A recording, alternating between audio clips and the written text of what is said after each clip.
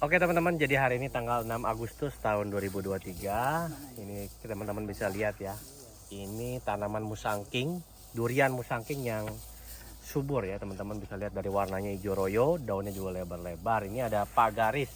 Pak Garis, ini ya dari tim NPK. Ini PT Merauke Tetap Jaya. ya, PT Merauke ya. Merauke Sorry. Tetap Jaya. Nah, ini khususnya di bidang nutrisi, ini ahlinya nih teman-teman Pak Garis.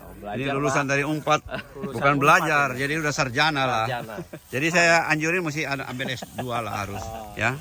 Pak Garis, Ya. nggak usah langsung lama-lama ini Bapak Garis lihat. Ini subur ya. Ya. Hijau royo ya. Daunnya juga lebar-lebar untuk musangking ya. Nah, Pak Garis bisa kasih tahu nggak ke teman-teman supaya tanaman bisa hijau royo begini, nutrisi apa yang dibutuhkan? Tentu kalau kita bicara langsung nutrisi ya tentu ya harus tercukupi ya untuk pupuknya sendiri kan. Ya untuk pupuk sendiri ya beberapa unsur hara yang paling penting untuk build up ke hijau itu pasti ya nitrogen jelas perlu. Kemudian seperti magnesium juga, kalau untuk di pucuk-pucuk itu seperti mikro kayak zat besi, mangan itu juga diperlukan. FE ya. Ya Fe seperti gitu kan, karena dia ngebentuk juga klorofil. Tapi ya tentu tercukupi airnya juga sangat penting. Nomor Pak satu. Boy. Ya itu juga sangat penting karena ada beberapa kasus di pupuk tapi ketika kekurangan air juga dia pasti akan menguning karena serapan nutrisi juga tidak bisa maksimal seperti itu Pak Boy. Oke. Boy, Inilah harus rajin diperhatikan oleh Pak Boy dan tim gitu Oke. kan di lapangan gitu. Ini satu lagi nih Pak Yo nih. Halo Pak Yohanes. Oh ya. Teman-teman, Pak Yohan. oh ya. Ini bisa dijelaskan dulu nih Pak Yohanes nih. Profilnya nih. Kalau saya sebenarnya ya saya juga sama satu angkatan dengan Kang Garis ya. jadi sarjana Boy. Dari Unpad semua ya. Iya sama Ya, dari Unpad juga Bandung. Pak jurusan saya ilmu tanah. Jadi Oh, dari memang tanah saya ya? juga ilmu tanah juga. Jadi kalau misalnya memang masalah khusus tentang pergerakan mineral seperti unsur hara ya, nitrogen, fosfor, kalium, magnesium ya sama mikronya ya memang apa ya ibaratnya ya sudah faknya gitu. Iya. Iya. Kang Garis juga sama. Cuma kan yang namanya tanaman itu berbeda-beda kebutuhan unsur haranya. Walaupun memang secara garis besarnya sama. Cuma secara ukurannya pasti berbeda. Tanaman semusim dia punya takaran sendiri, tanaman tahunan pun dia punya takaran sendiri. Cuma itu saja sih kalau dari saya sih. Gimana kalau lihat keadaan kebun Kalau kita? misalnya kebun sekarang sih yang paling yang saya suka itu karena ya airnya itu terintegrasi. Jadi ya kenapa air itu sangat penting ya, seperti kita tahu yang namanya durian itu kan proses pembungaan itu peralihan dari musim hujan ke musim kemarau. Nah jadi ada pembungaan, nah ada bunga. Kalau misalnya nggak ada air nanti bunganya kering. Bunganya kering ya bakal jadi yang namanya pembungaan atau yang namanya perkawinan antara putik sama benang sarinya akan gagal. Kenapa? Karena putiknya kering, nggak ada air, ya akhirnya rontok. Nah jadi itulah betapa pentingnya air. Jadi kita berpikir, oh sekarang sih airnya udah oke, tinggal ngomongin masalah pola pemupukannya aja dengan Kang Garis nanti ya. Oh, gitu. Itu aja lah kalau dari saya. Jadi sih. Pak Johan kan sudah banyak kunjungan ke kebun-kebun durian kan? Ya. Kalau dilihat dari kebun kita ini mungkin perlu ada masukan atau apa kira-kira yang perlu diperbaiki gitu. Kalau saya pribadi sih dari 80% ya kebun di Purwakarta itu rata-rata tanam tinggal. Oh ini kan enggak, tanam ada airnya, ada segala macam ya. Untuk saya sih untuk sekarang no comment lah. Cuma kalau misalnya untuk pola rotasi pemupukan ya nanti kita bicara lagi dengan Kang Garis. Itu aja sih. Biasanya kalau misalnya saya bawelnya cuma masalah air aja Pak. Masalah air ya? Iya air aja saya bawel. Jadi kadang-kadang saya kalau misalnya datang mau ngomongin pupuk segala macam saya lihat, aduh Pak jangan ngomongin pupuk dulu, saya bilang ngomong dulu airnya. Saya bilang airnya gimana, saya bilang. Jadi Mau pupuknya bagus nggak ada airnya sama aja Pak. Boy, Pupuk Pak saya Johan nggak ini luar biasa. Jadi lupakan tanaman duren atau tanaman lain kalau nggak ada air. susah Ya, Pak. kalau bicara pupuk itu Nanti dulu lah, mungkin setelah infrastruktur Dulu sudah bagus, tersedia ya. Jadi ya. selain air juga kita lihat Pak. jalan lingkungan Ya. supaya Betul. transportasi gampang Betul. ya. Nanti kalau misalnya infrastrukturnya nggak kebentuk, Nah, misalnya panennya kan pakai tractor kan susah, ntar iya. takut keluar. Bukan panen aja waktu kita kontrol. Iya, kontrol pun Jadi susah malas juga. kalau Iya. jalan, apalagi kalau rumputnya udah Udah tinggi-tinggi segini, ya. Pak, bayangin, ayo. Ya. Mau naburnya gimana? Mau ngecek itu udah kepupuk atau belumnya gimana? Kan susah. Jadi memang ya infra, saya sih berpikir ya itu tadi lah. Untuk pupuk terakhir dulu lah. Yang penting infra, air itu yang paling penting dulu kalau misalnya tanaman Jadi tahunan. awalnya memang Pak Yohan ini Bukan kan Pak Yohan, kebetulan- Pak Garis. Hah? Pak Yohan ini kebetulan kan akademisi, ya lulusan dari Unpad ya. Jadi sebenarnya untuk teman-teman mau berkebun, benar sekali ya. Jadi pertama infrastruktur dulu kita siapkan, terutama air Iya, betul. ya. Kalau skala kecil ya mungkin kita butuh air, bisa kita Tarik jangkau dengan berjalan kaki. Kalau skala besar kita perlu namanya itu infrastruktur berbentuk jalan. Sehingga kita bisa keliling kebun gampang. Jadi kalau ada yang sakit atau ada penanganan yang harus cepat, kita gampang kejangkau. Dan kesehariannya juga kita bisa keliling. Jadi sebelum terlanjur parah ya. Jadi mungkin ada yang perlu di treatment lebih awal, kan kita treatment lebih awal lebih murah gitu ya. Ya. Di samping itu juga sistem Pak ya. Untuk tanaman durian itu sistem juga perlu ya. Jadi kita lihat kan kalau durian ya, yang paling penting itu kan pertama air ya. Tapi jangan terlalu basah. Jangan kurang air.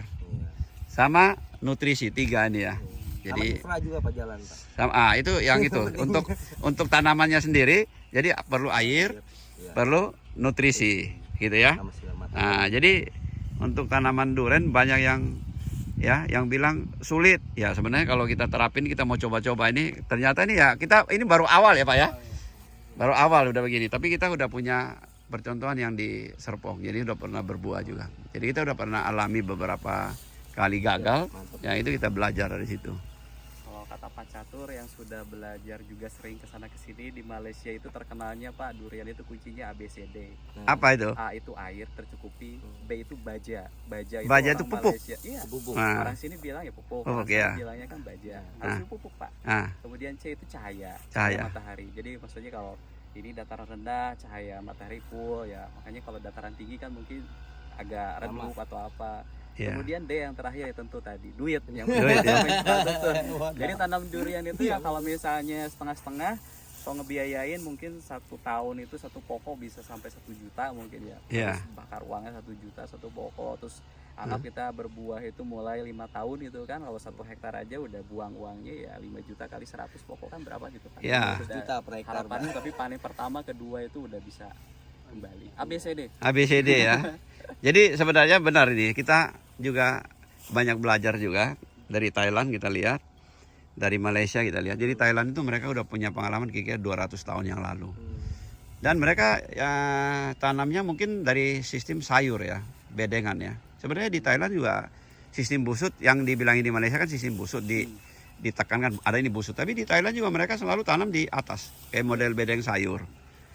Nah, di sana kan terkenal itu adalah montong, kanyo, percabangan nggak terlalu itu, jadi mereka tanam dengan jarak kurang lebih 8 sampai 10 meter cukup. Ya, bahkan saya lihat ada yang bagus sekali 7 meter jaraknya. Cuma disilang-silang pakai rumus Pythagoras, jadi jaraknya bisa bertambah kira-kira 10% gitu. Tapi di Malaysia ini pengalaman kira-kira hampir 80-an tahun ya. Sekarang terkenal dengan sifulim. Kalau dari ngomong inspirasi namanya busut. Inspirasinya dari tanaman sayur juga sama. Saya rasa mungkin di Thailand mereka juga dari situ ya. Tanaman sayur kan kita selalu bikin bedeng ya. Bedeng ada jalan untuk jalannya air ya, supaya jangan tergenang air. Jadi sistem busut ini sekarang lagi rame sekali. Di Indonesia juga kita udah mulai terapin. Di sini awalnya kita lihat ini kita nggak terlalu busut ya. Kita naiknya sedikit ya. Karena ini udah curam dan kita bikin saluran. Tapi ternyata belakangan saya belajar lagi, di bawah kita bikin busut semua. Kita bikin busut. Terus lama-lama juga akan turun gitu kan. Ya. Jadi dari berat dari tanaman sama waktu tanah itu kita naikin kan masih gembur. Nanti setelah kena air kan padat dia turun. Terus terang kalau untuk ini ya, jadi ini masukan untuk teman-teman yang mau bertanam dalam skala besar. Untuk itu butuh alat berat sehingga nggak terlalu mahal. Jadi kita bikin busut itu pakai alat berat, pakai beku yang kecil sehingga kita gampang ya bikin besar. Ya kalau di Malaysia saya lihat itu mereka itu bilang antara 5 sampai 6 kaki. Itu 1,5 meter sampai 1,80 tinggi. Kalau kita cangkul kan agak sedikit ini ya. Agak sedikit berat ya biayanya. Terus banyak juga yang komentar kalau busut begitu nanti tumbang. Karena kita lihat akar-akarnya durian itu kan sebagian besar ada di permukaan ya, yang masuk ke dalam ini. Tapi kalau tanamannya sehat, dia masuk ke dalam agak cengkeramannya kuat juga, kuat sih sebenarnya. Tapi kalau nggak sehat, walaupun datar, ya akarnya itu rapuh. Tiup angin juga ya putus. Menurut pendapat yang saya dengar dari itu ya, sifulim ya. Ya terus kendala juga di jarak tanam yang selalu polemik ya. Ada yang 8 meter zaman dulu 8 meter, tapi sekarang menjadi 10 ya. Tapi kalau bawor sama papar, kalau bawor sama ini 10 meter cukup ya. Bawor sama Blackstone ya. Cukup ya. Untuk musangking bahkan saya lihat terakhir waktu mereka ikut kelasnya si Pulim sampai 60 kaki sampai 80 kaki dianjurin. Ya kalau begitu kita, kalau ini kita 10 meter 20 meter ya tebang satu boy. Ya. Ya, mungkin yang tadi seperti yang dibilangin tadi itu perlu cahaya matahari ya. Ya, energi ya. Itu mungkin kalau udah besar takut nanti cahaya matahari nggak masuk di dalam itu, produktivitasnya berkurang. Ya. Ya ini makanya pilihan ya. Kalau tanahnya banyak ya udah jauh-jauhan aja. Tapi masih bisa tanam tanaman itu, tanaman sampingan ya, kayak pepaya cocok ya. Tapi hindarin cabai. Yang kita hindarin di tanaman itu di dalam kebun durian cabai sama apa? Sebenarnya bukan dihindari, Pak. Cuman kalau mau ditanam sih nggak apa-apa. Cuman asal OPT-nya aja dijaga. Oh jadi dia menyebabkan itu ya, kebul ya? Kebul.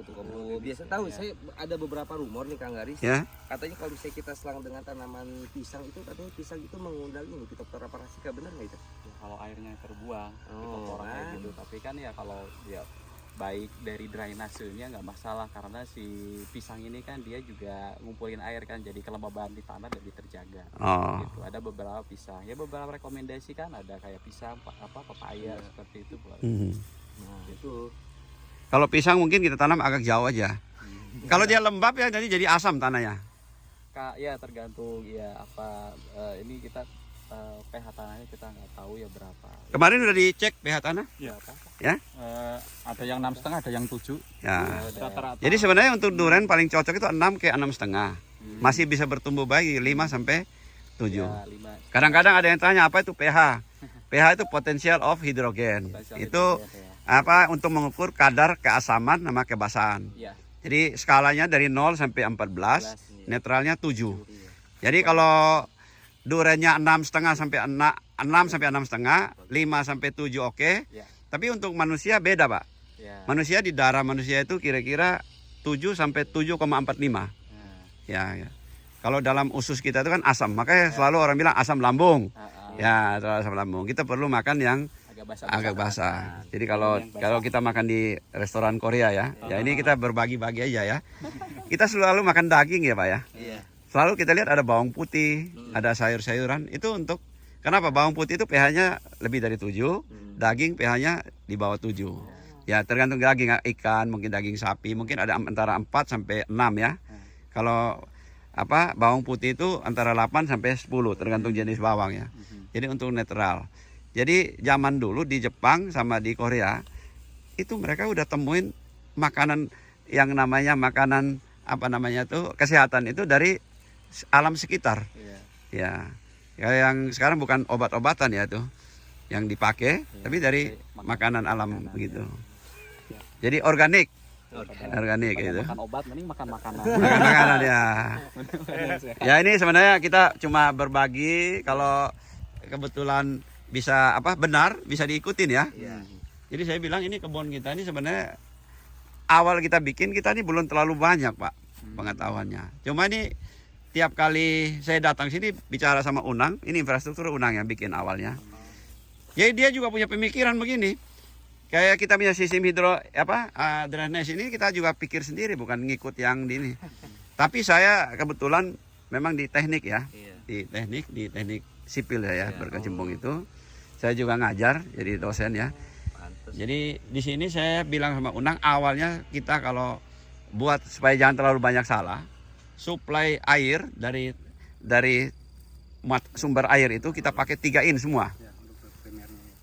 3 in semua. Jadi daya dorongnya tuh kencang. Jadi ini semua kebun ini kelilingi sama 3 in. Baru nanti suplai ke yang sekundernya itu yang kita bisa main. Bisa ada yang 16 mili, ada yang 1 in 2,54 cm ya. Jadi nanti ya ini mungkin nanti kalau ini kan masih yang kecil 1 sprinklernya. Kita nanti butuh 2, bahkan kalau perlu ya 3. Ya. Untuk pohon udah besar kan pekarannya udah jauh. Ya. Karena kalau Saya lihat pengalaman di Malaysia tuh mereka tuh nyiramnya tuh 3 hari sekali. Pohon besar itu bisa antara 500 sampai 1000 liter Percaya, Pak. satu pohon. Tapi dia 3 hari per 3 hari. Ya kalau ini saya sudah anjurin anak-anak ini antara 300 sampai 400 liter. Karena di sini ini beda, ini agak panas di Subang ini. Saya harap ya di tempat yang panas ini kita bisa dapat buah yang hasilnya lebih manis ya. Biasanya lebih baik. Lebih bagus ya, fermentasi lebih oke ya. Ya jadi ya karena fotosintesisnya juga maksimal, simatnya maksimal ya. Biasanya kualitas juga dari warna, aroma atau apa. Kayak kemarin di Parigi motong itu kan, Iya. di montongnya itu bisa creamy dan bisa warna kuning, Pak. Parigi itu panas sekali ya. Panas sekali, Pak. Kan Pinggir pantai ya. Palu itu kan Oh di Palu ya. ekuator. Makanya montong dari Palu tuh luar biasa ya. Terkenal. Ya terkenal ya. Terkenal, Pak. Ya. Kita mau closing dulu. Oke, Boy, kita nanti kita lanjut lagi nih kebetulan tim dari Ya. Merauke ya. Dari PT apa? PT Merauke Tetap Jaya, Pak. PT Merauke Tetap Jaya. Ini udah membantu banyak petani sekali ya. Banyak. Ya. Kita sekarang pupuk lagi mahal karena ada Turun ya. sekarang, Pak. Ya pupuk awal-awal mahal sekali ya mencari waktu Bapak sampai bikin mungkin ya 1 awal-awal. juta ya itu. Ini akibat perang di Rusia Ukraina ini.